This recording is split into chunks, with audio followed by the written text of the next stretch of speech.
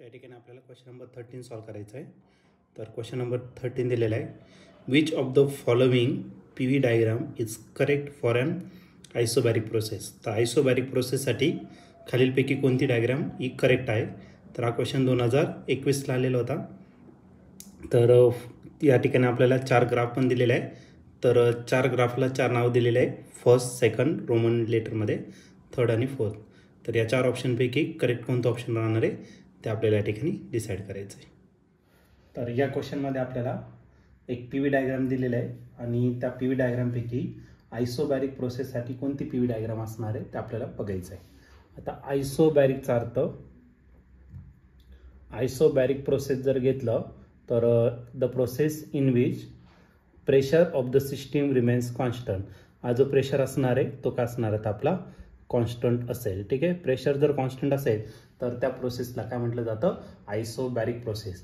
आणि याचं जर पी व्ही डायग्राम जर घेतलं तर वाय ॲक्सिसवरती आपण काय घेणार, प्रेशर, आणि एक्स ॲक्सिसवरती काय असेल तर तुमचं व्हॉल्यूम असेल. प्रेशर रिप्रेझेंट करणार लेटर पीने आणि व्हॉल्यूम कशाने येतं, व्हीने. ओके, तर या ठिकाणी इनिशियल व्हॉल्यूम असेल तुमचं व्ही आय आणि फायनल जे व्हॉल्यूम असेल ते काय असेल तर व्ही एफ इतका असेल.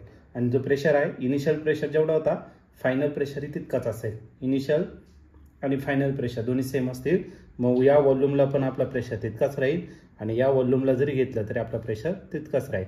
मासा जो ग्राफ आहे, okay, parallel to volume axis, आणि हा तुमचा स्टेट व्हेरिएबल ए असेल आणि हा झाला तुमचा बी असेल. ठीक आहे, मग या प्रकारची जी आहे ही हा ग्राफ रिप्रेझेंट करणारी तुमचं कोणतं तर आयसोबॅरिक प्रोसेसचा ग्राफ या ठिकाणी तो रिप्रेझेंट करणार. आणि तुम्ही ऑप्शन जर बघितलं तर सेकंड नंबरची जी फिगर आहे ती या ठिकाणी करेक्टली रिप्रेझेंट करते. आणि ऑप्शन नंबर जर बघितलं तर ऑप्शन नंबर बी जो आहे तो या ठिकाणी करेक्टली मॅच होत आहे. ऑप्शन बी म्हणजेच ऑप्शन नंबर किती, सेकंड जो आहे तो या ठिकाणी मॅच होतोय.